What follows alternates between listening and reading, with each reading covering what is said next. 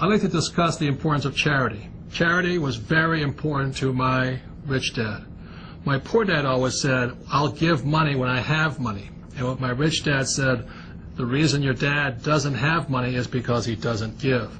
In other words, my rich dad believed in the law of reciprocity. You can call it, Newton's law, give and you shall receive, or for every action is equal and opposite reaction. Or the Asians say karma, give what you want. So my rich dad explained to me, if you wanted a smile, the best way to get a smile is to first give one.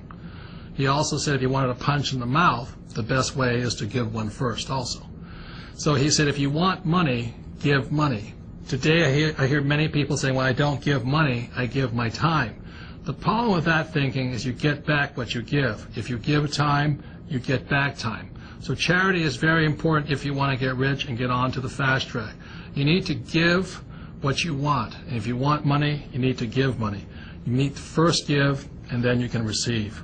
That's why charity was so important to my rich dad. Charity was a very important part of my rich dad's financial and business plan.